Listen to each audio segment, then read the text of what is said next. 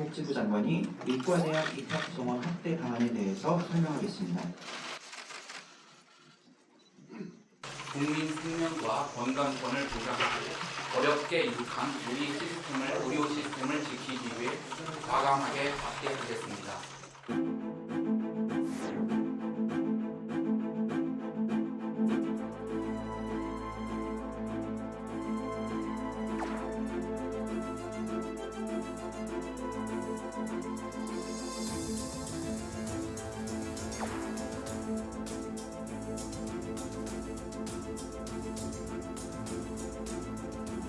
열두 분 계셨는데 그분들이 사실은 이제 전부 출근 안 하고 있습니다. 사실은 있어서는 안 된 일이고 아무리 뭐 외국의 사례를 봐도 환자를 이렇게 안 보면서 집단행동하는 거는 명분도 없고 사실 그렇다고 정부가 거기에 대해서 모든 걸 들어줄 수 없기 때문에 아마 실리도 그다지 찾지 못할 것 같은 이런 상황이 예측됩니다.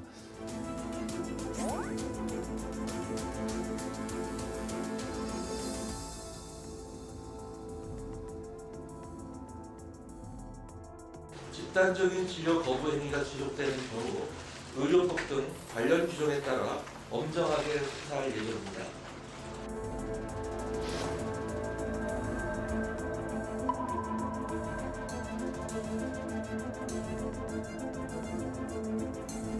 포괄적 처벌로는 의료 현장을 정상화시킬 수 없다는 사실을 인지하고 열린 자세로 대화에 나서야 한다.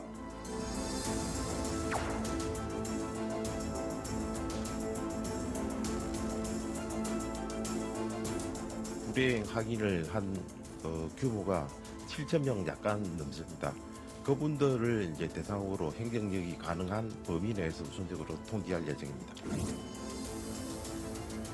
장기화되고 있는 의대 정원 집단행동 갈등.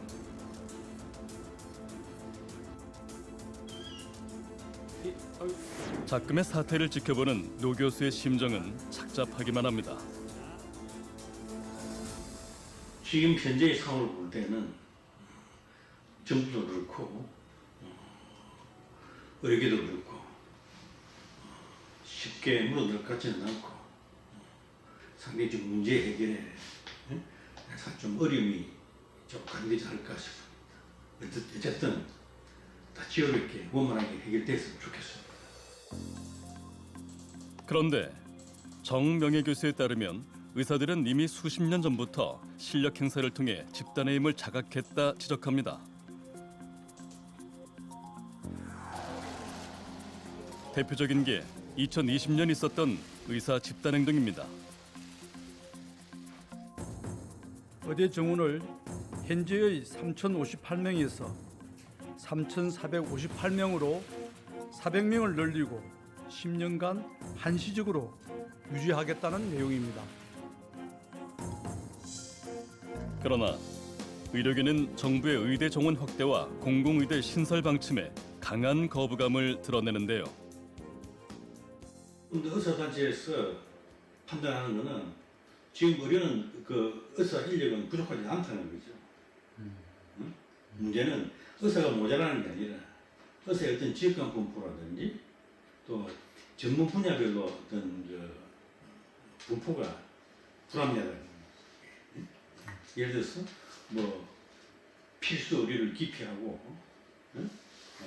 돈벌이가 잘 되는 어떤 미용 성형 쪽으로 의료인이 편향된다든지 어떤 그런 문제지 의사가 부족해 생기는 문제가 아니다.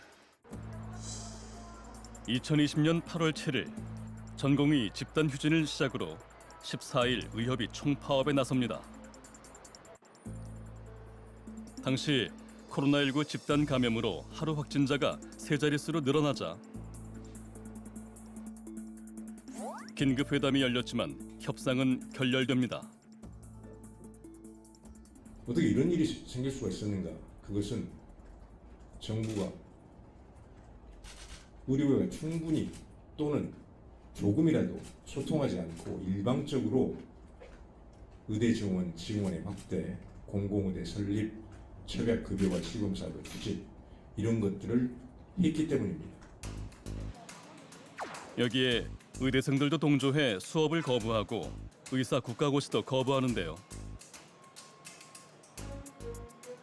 그 당시에 또 상황은 이런 말을 썼죠. 학생이 의사 국고 면허 시험을 그걸로 했으니까. 왜 그렇게 거부감이 심했을까요? 글쎄요. 결국 그 의사들은 그 장래에 대한 어떤 그 불안감 아닐까요? 그런데 의사들이 대거 동참한 대규모 집단 행동은 2020년이 처음은 아닙니다. 의약분업 시행 과정에서 의료계의 잦은 폐업 또 파업으로 인해서 환자 진료가 어려워짐에 따라 국민 여러분께 불안과 고통 그리고 심려를 끼쳐드려 거듭 죄송한 말씀을 올립니다. 지금은 익숙한 의약 분업은 2000년 시행 당시 첨예한 갈등을 빚습니다.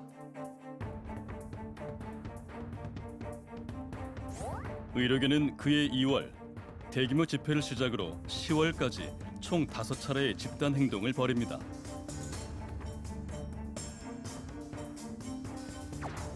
당시 개업인은 물론이고 전공의 대학 교수까지 동참한 집단 행동에 온 나라는 진료 마비 사태가 벌어지는데요.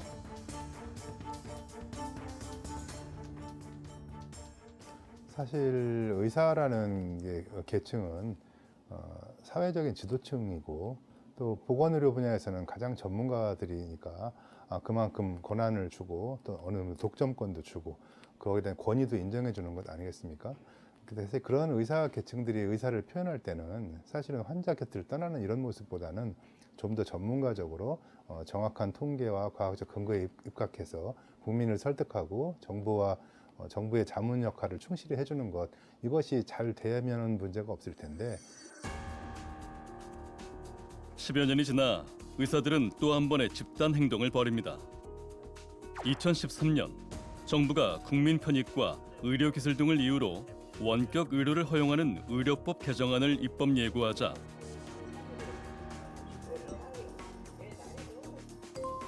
안전성이 검증되지 않았다며 집단 휴진을 강행한 것. 원래 집단 행동이라는 것은 힘없는 사람들이 힘을 가진 사람에게 대항하기 위해서 집단으로 자기의 어떤 그 의사를 표출하는 거 아니겠어요? 의사 집단, 의사 사회는 우리 사회에서 가장 기득권이 견고한 집단입니다. 2000년대 들어 일어난 의료계 집단 행동은 총 4번. 그때마다 정부는 번번이 물러서는 모양새였습니다. 의료 공백 상황에 대한 부담이 컸기 때문입니다.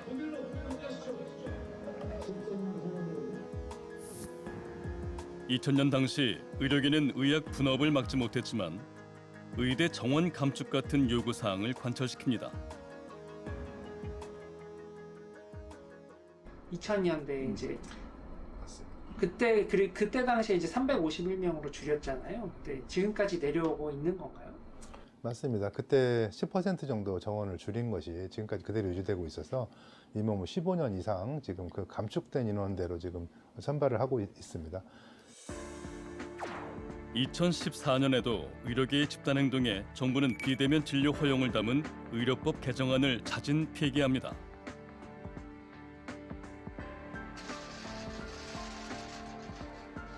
정영인 명예교수는 주요 국면마다 집단 행동을 통해 정부 방침을 무산시킨 경험이 의사들에게 각인됐을 수 있다 지적합니다.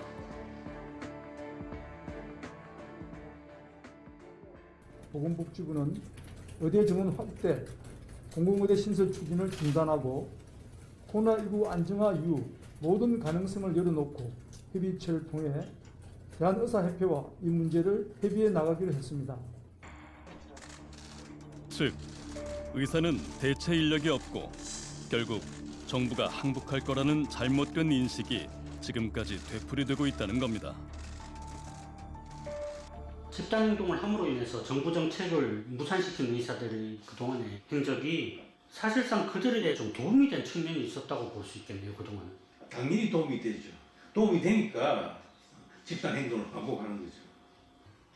환자들의 어떤 생명과 고통을 담보로 투쟁한다는 게 이게 얼마나 그 지름윤리에 바라는 행위입니다. 저는 그런 측면에서 의사들의 집단 행동은 집단적인 의사 표현은 일반 노동자들의 의사 표현하고는 그 결이 달라야 된다고 생각합니다. 의사들이 집단으로 사직서를 제출하고 근무를 거부하는 상황은 환자의 생명과 안녕을 무시하는 행동입니다. 이러한 행동은 어떠한 명분으로도 정당화될 수 없습니다.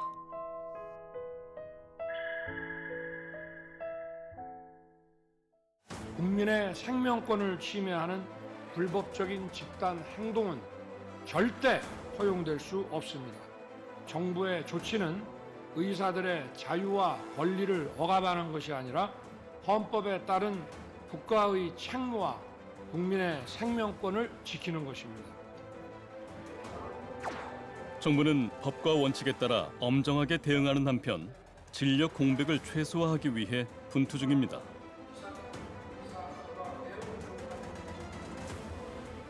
오늘부로 군의관 및 공보위를 20개 의료기관에 파견하고 현장 상황을 보며 추가적인 인력 투입도 추진할 계획입니다. 중증, 응급 환자의 진료 공백을 최소화하기 위해 모든 수단과 방법을 강구하겠습니다. 그런데 꼬인 실타래를 풀기 위해선 서로의 입장차를 제대로 아는 것이 첫 단계입니다. 의사들이 부담과 비난을 감수하면서까지 집단 행동을 벌이는 이유는 뭘까요?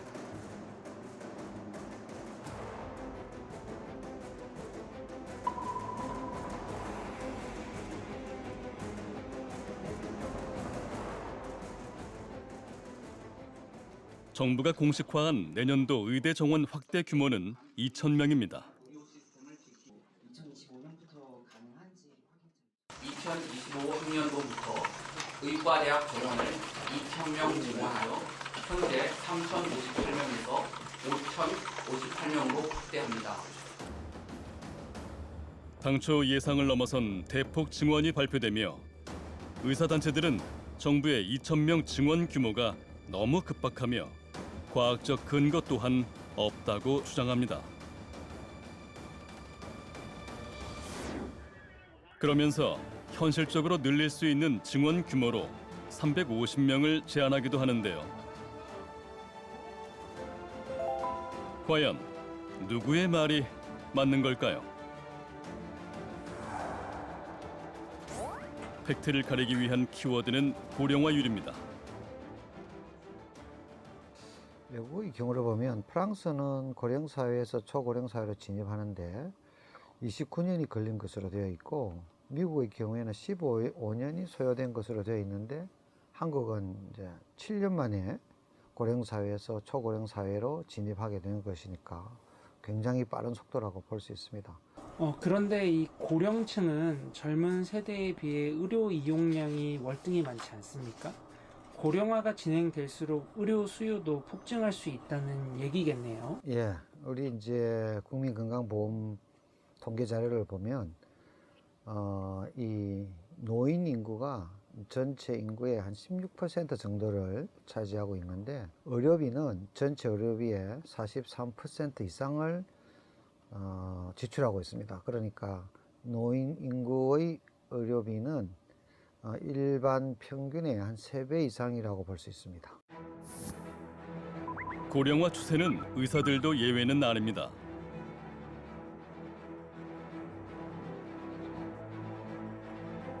이 말은 수요는 급격히 늘기 때문에 지금의 인력으로는 늘어나는 의료 수요를 감당할 수 없게 된다는 것. 우리나라와 달리 주요국들은 고령화에 대비해 지난 20년간 꾸준히 의대 정원을 늘려왔습니다.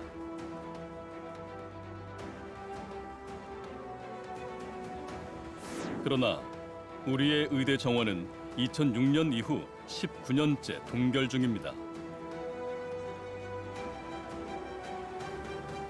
의료 수요가 가파르게 치솟고 있는 상황에서 의사들이 충분히 증원되지 못한다면 지역과 필수 의료 분야는 오래 버티지 못하고 무너질 것입니다.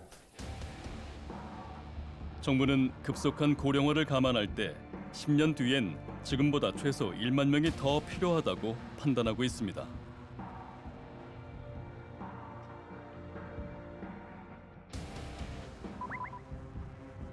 추산의 근거가 된 건 국내 최고 연구기관에서 내놓은 3개의 보고서입니다.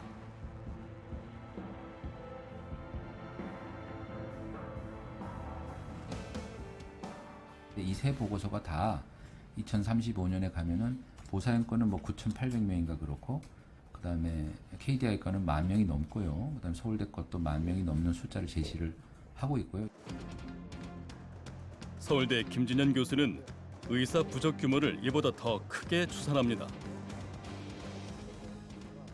우리나라 국민들이 1년에 사용하는 그 의료 용량, 우리나라 국민들의 의료 용량의 증가 추세와 의사 인력의 공급 추세를 비교해 보면 2030년이 되면 5만 명 정도가 이제 부족을 하고 2040년에는 7만 9천 명, 2050년이 되면 10만 8천 명 정도가 부족할 것으로 그렇게 추계가 됩니다. 규모는 다르나 향후 의사의 공급이 국민들의 수요에 비해서 부족한 것으로 추계가 되는 건 다른 보고서들과 동일했습니다.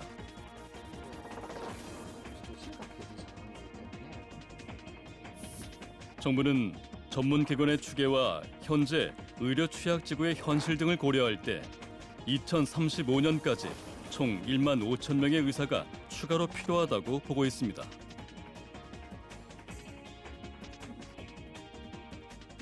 이 중 1만 명을 증원으로 채우고 나머지는 인력 재배치 등을 통해 메운다는 계획입니다.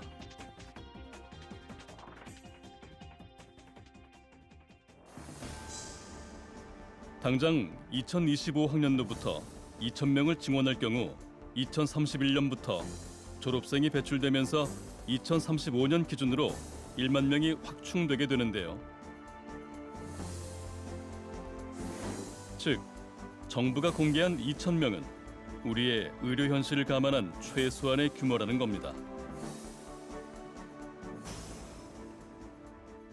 지금 의대 증원을 해도 10년 뒤에나 의사들이 늘어나기 시작하는데 도대체 언제까지 어떻게 미루라는 것입니까?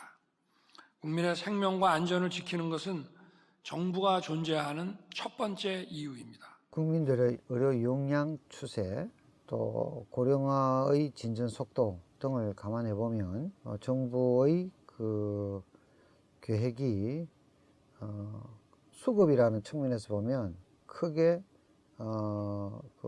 무리한 수치는 아니다.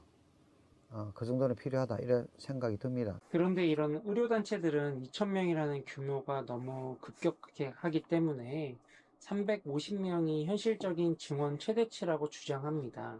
정말 그런가요?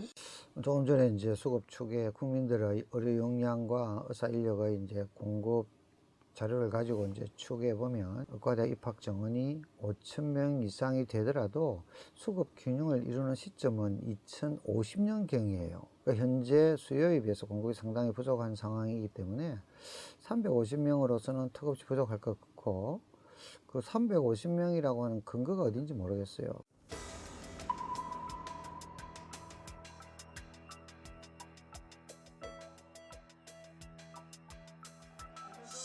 그러나 의사단체는 의사수를 늘리는 게 붕괴 중인 필수 의료와 지방 의료의 근본적인 해결책은 아니라는 주장입니다. 정부도 이런 우려를 잘 알고 있습니다. 네, 지역 필수 의료난 해소를 위한 의사 증원 확대는 여러 가지 정책 중에 하나의 아이템이라고 이해를 해주시기 바랍니다. 저희들은 의사수 확대와 함께 아까 정책 패키지라고 말씀드린 그 정책이 같이 추진이 될 텐데요. 1년여간의 준비 끝에 베일을 벗은 의료개혁 4대 과제는 의사들을 다시 필수 의료 분야로 불러들일 유인책입니다. 지역 필수 의료 문제는 사실 어제 오늘의 문제는 아닙니다. 그러나 지금 정부가 판단하고 있기에는 이제는 붕괴의 거의 임계점에 다다랐다고 생각을 하고 있고요. 그런 과정에서 의대 정원 증원이 이제 가장 첫 단계로 시작돼야 되는 것이고, 이것만으로는 부족하기 때문에 그 필수 의료의 그 위기를 가지고 있는 여러 가지 구조적인 원인들을 개혁하기 위해서 4대 개혁 과제를 발표하게 된 것입니다. 구체적인 내용은 이렇습니다. 예, 안녕하십니까. 저는 충북대학교 병원 충북권역심내혈관질환센터에서 일하고 있는 심장내과 교수 배장환이라고 합니다. 제가 보는 환자분들은 대부분 심근경색증하고 협심증 환자분들이고요.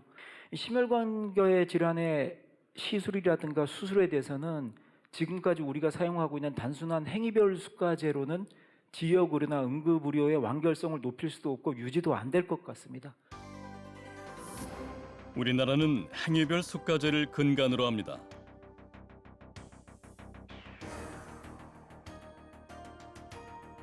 그런데 국내 수가제는 입원, 수술 등 사람 손으로 하는 보상은 낮지만 영상, 검체, 검사같이 기계로 하는 건 높다는 특징이 있습니다.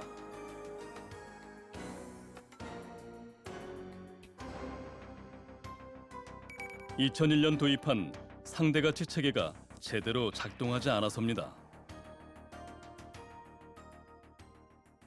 그 수술은 원가에 대비하면 한 80% 정도밖에 보상을 못 받게 되는 거고요. 장비를 사용하는 검사 같은 것들은 뭐 120%, 130% 과보상을 받게 되는 현상이 의료 현장에 나타나고 있습니다. 그렇기 때문에 주로 필수 의료보다는 이제 주로 수술이나 어떤 사람의 어떤 그 노동력을 많이 활용하는 것들이 많기 때문에 이제 거기에 대한 보상들이 좀 적은 부분이 있습니다. 정부가 지역과 필수 분야에서 종사하면 더 많은 보상을 받을 수 있도록 수가를 집중 인상하기로 한 것도 의사들의 부담과 낮은 처우를 공감했기 때문. 그동안에 건강보험 수가 체계에서 필수 의료에 대한 보상이 소홀했던 건 사실입니다. 필수 의료 분야에 대한 그 흔히 말하는 상대가치, 이 상대가치를 정확하게 측정하고 조정을 해야 되는데 그렇게 하지 못했던 것이죠. 그래서 의사 인력의 공급 확대와는 별개로 이 필수 분야에 대한 보상 체계를 다른 분야와 균형을 맞추게 조정하는 것은 꼭 필요한 것이고 효과가 나타날 것으로 생각이 됩니다.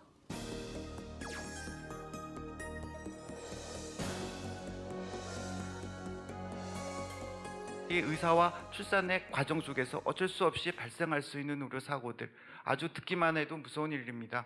산모 사망이나 신생아 뇌성마비, 이와 같은 일이 발생한다면 의사들도 정말 감당하기 어렵습니다. 산부인과를 선택하지 않는 가장 많은 원인 중에 하나가 여러 저수가나 의료 무슨 응급진료도 있지만 그것보다도 의료사고에 대한 문제들, 형사처벌에 대한 두려움이 가장 큰 것으로 나와 있습니다. 필수 의료 분야에서 의사들이 가장 고충을 호소하는 건 사법 부담입니다. 2017년도 요 언저리에 저희가 이제 이대목동병원에 신생아 사망 사고가 있었습니다.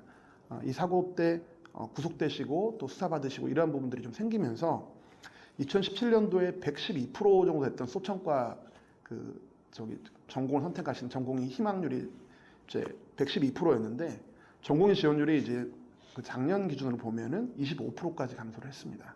굉장히 많이 이제 소청과 쪽을 이러한 소송 부담 때문에 좀 기피하시는 부분이 생긴 것 같습니다. 현재 제정을 추진 중인 의료사고 처리 특례법은 의료인이 책임보험과 공제에 가입하면 의료사고에 대한 공소 제기를 면제해 주는 것이 골자입니다. 다만 이 경우에 환자분들 입장에서는 뭔가 이제 다퉈볼 기회도 없는 거 아닌가라고 걱정하실 수가 있는데요. 진료 기록이나 이제 수술실 CCTV 같은 것들을 제출하지 않거나 조작한 경우, 그리고 예를 들면 그 다른 부위를 수술해서 문제가 생기는 그런 경우들이 있습니다. 이거는 명백하게 의료인의 과실이고 굉장히 높은 중과실이기 때문에 이러한 유형에 대해서는 저희가 특례 적용을 제외하는 것으로 법안을 마련했습니다. 정부 방침이나 정책을 반대하거나 비판을 할 수는 있습니다. 하지만 뻔히 초래될 혼란을 알면서도 오직 반대를 위해 병원 문을 박차고 나간 건 정당화될 수 없습니다. 의료계의 핵심 사안에 대해선 목소리를 내되 실력 행사가 아닌 대화로 위기를 풀어가는 지혜가 필요한 때입니다.